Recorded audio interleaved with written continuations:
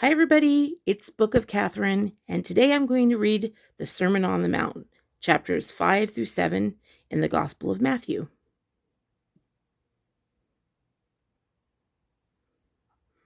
When Jesus saw his ministry drawing huge crowds, he climbed a hillside.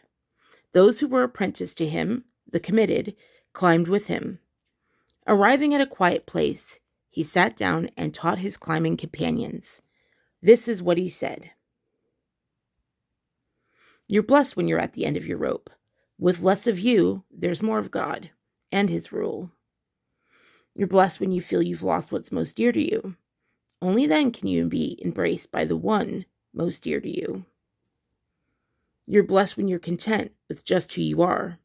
No more, no less.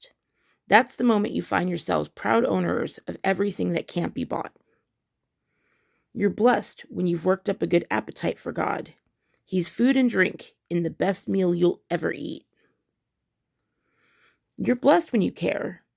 At the moment of being careful, you find yourselves cared for. You're blessed when you get your inside world, your mind and heart, put right. Then you can see God in the outside world.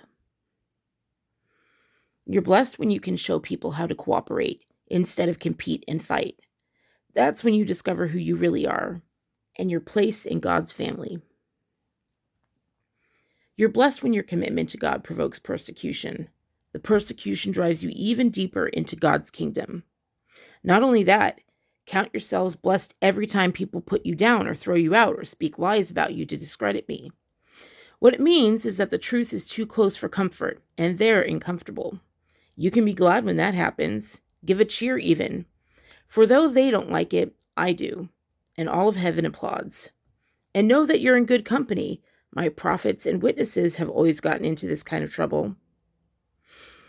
Let me tell you why you're here. You're here to be salt seasoning that brings out the God flavors of this earth.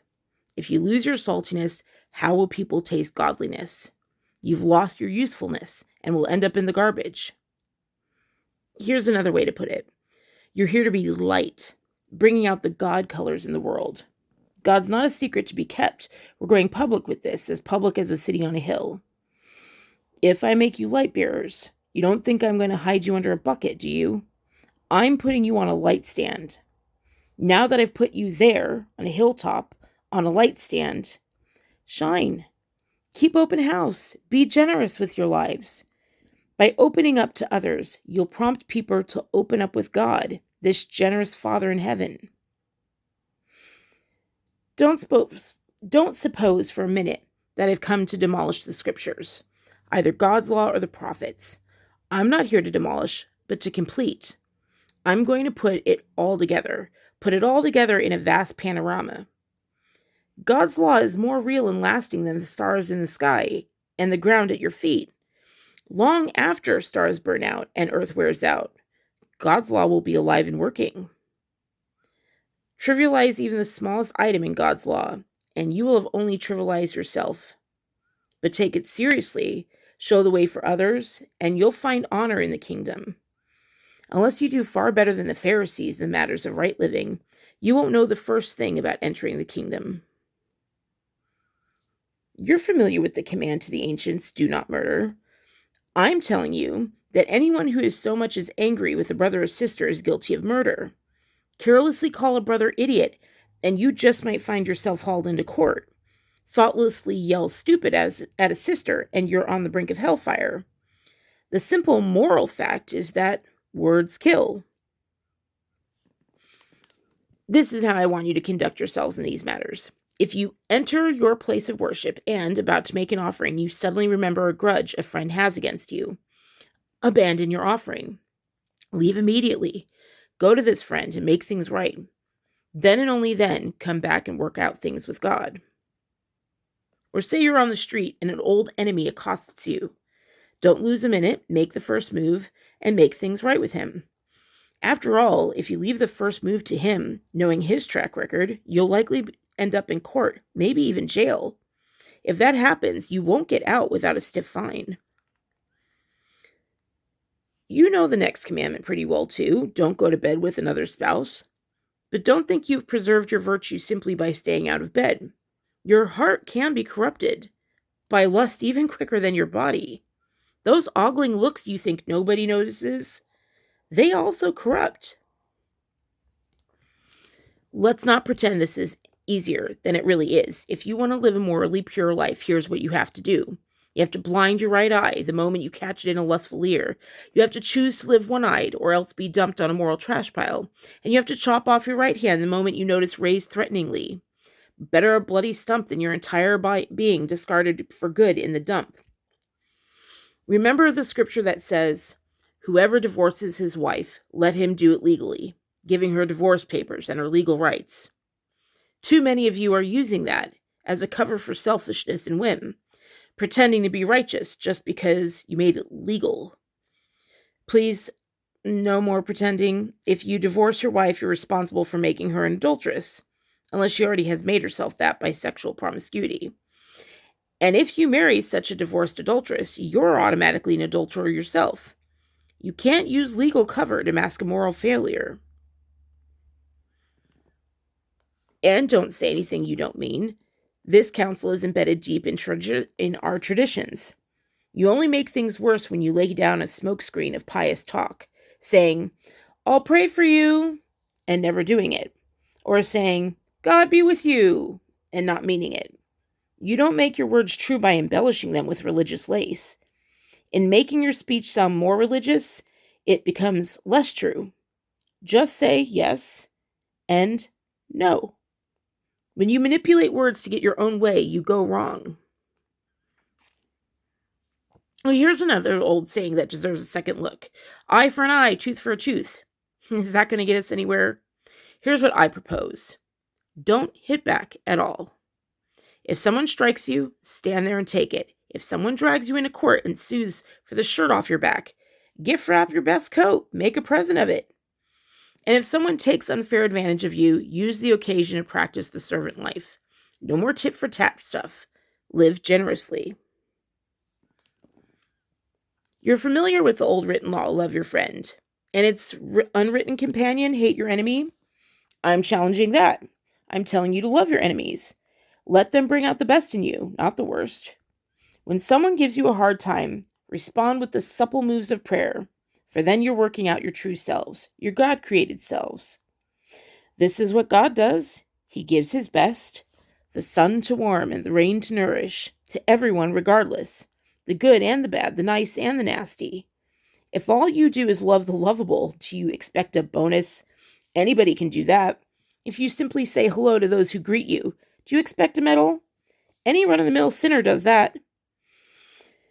In a word, what I'm saying is, grow up. You're kingdom subjects. Now live like it. Live out your God-created identity. Live generously and graciously towards others, the way God lives towards you. Be especially careful when you're trying to be good, so that you don't make a performance out of it. It might be good theater, but the God who made you won't be applauding. When you do something for somebody else, don't call attention for yourself. You've seen them in action, I'm sure, play actors I call them, treating prayer meeting and street corners alike as a stage, acting compassionate as long as someone is watching, playing to the crowds. They get applause, true, but that's all they get. When you help someone out, don't think about how it looks. Just do it quietly, unobtrusively. That's the way your God who conceived you in love, working behind the scenes, helps you out. And when you come before God, don't turn that into a theatrical production either. All these people making a regular show out of their prayers, hoping for 15 minutes of fame. Do you think God sits in a box seat? Here's what I want you to do. Find a quiet, secluded place so that you won't be tempted to role play before God. Just be there, as simply and honestly as you can manage. The focus will shift from you to God, and you will begin to sense his grace. The world is so full of so-called prayer warriors. They're prayer ignorant. They're full of formulas and programs and advice, peddling techniques for getting what you want from God. Don't fall for that nonsense. This is your Father you're dealing with, and he knows better than you what you need. With a God like this loving you, you can pray very simply, like this. Our Father in heaven, reveal who you are. Set the world right. Do what's best. As above, so below.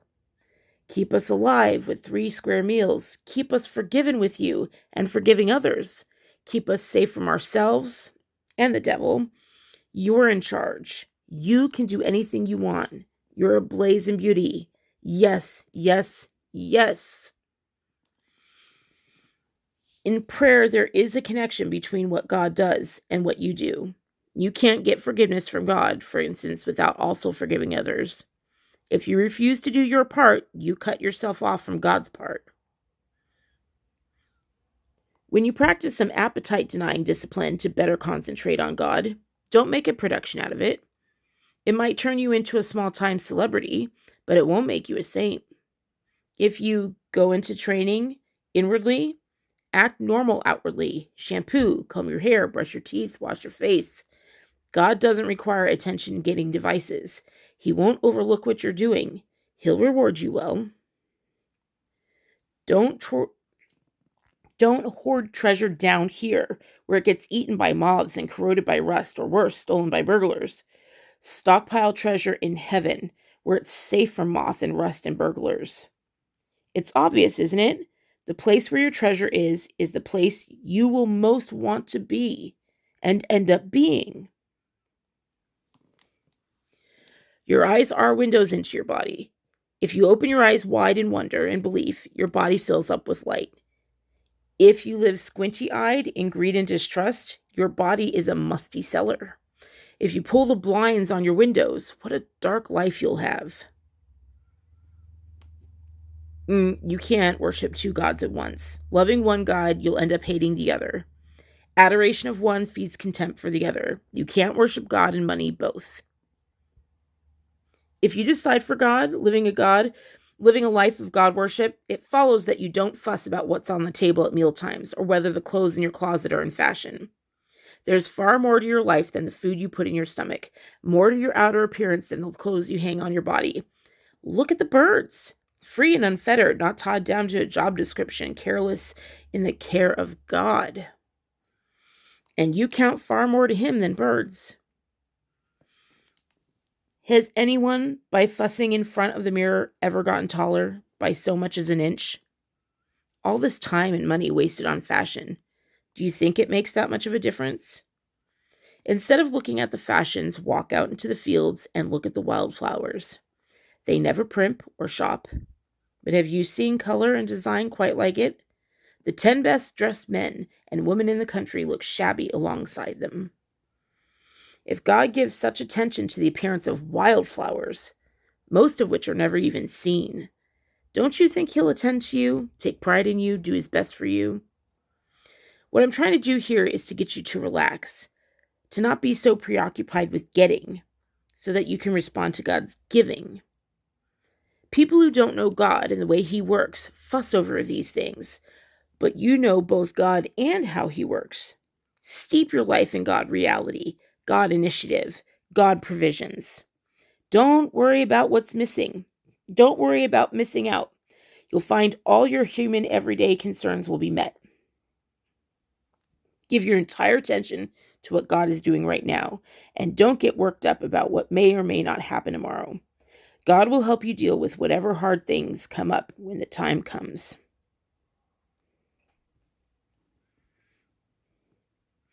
Don't pick on people, jump on their failures, criticize their faults, unless, of course, you want the same treatment.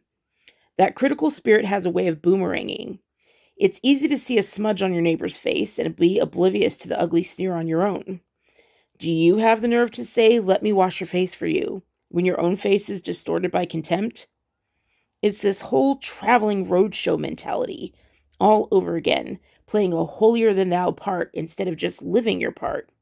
Wipe that ugly sneer off your own face. Then you might be fit to offer a washcloth to your neighbor. Don't be flip with the sacred. Banter and silliness give no honor to God. Don't reduce holy mysteries to slogans. In trying to be relevant, you're only being cute and inviting sacrilege.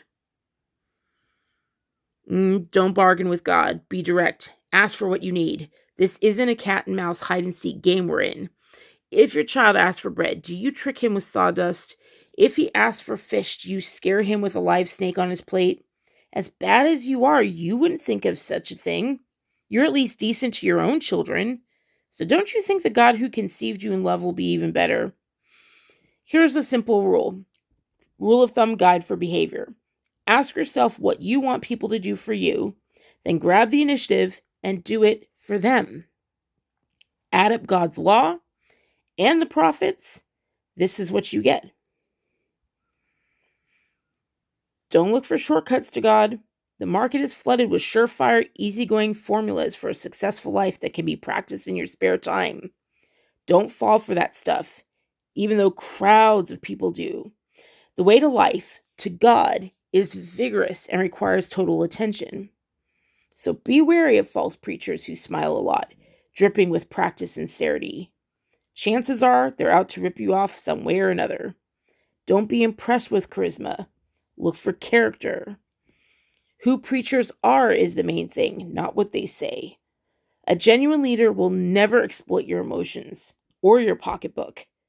These diseased trees with their bad apples are going to be chopped down and murdered. Sorry. These diseased trees with their bad apples are going to be chopped down and burned. Knowing the correct password, saying master, for instance, isn't going to get you anywhere with me. What is required is serious obedience, doing what my Father wills. I can see it now at the final judgment. Thousands strutting up to me and saying, Master, we preached the message, we bashed the demons, or our super spiritual projects had everyone talking. And you know what I'm going to say? You missed the boat. All you did was use me to make yourselves look important. You don't impress me one bit. You're out of here. These words I speak to you are not incidental additions to your life, homeowner improvements to your standard of living. These are foundational words to build a life on. If you work these words into your life, you are like a smart carpenter who built his house on solid rock. Rain poured down, the river flooded, a tornado hit, but nothing moved that house. It was fixed on the rock. But if you just use my words in Bible studies and don't work them into your life, you're like a stupid carpenter who built his house on the sandy beach. When a storm rolled in and the waves came up, it collapsed like a house of cards. When Jesus concluded his address, the crowd burst into applause. They had never heard teaching like this. It was apparent that he was living everything he was saying, quite a contrast to their religion teachers. This was the best teaching they had ever heard. Well, exactly 18 minutes. We did it, you guys. So I'm going to try and film one of these where I actually have a commentary of all the research I've done and all the other texts combined. So this definitely has a history and a background. He's referring to a bunch of stuff. Clearly, this population knows a bunch of things that we don't know today. So some of us know a little bit about it, but I'm going to do a commentary for you next, and that will be a bit longer than this one, but I hope you join me for it. And if not, you can always just watch this over again. I love you guys so much, and I'll talk to you soon. Bye.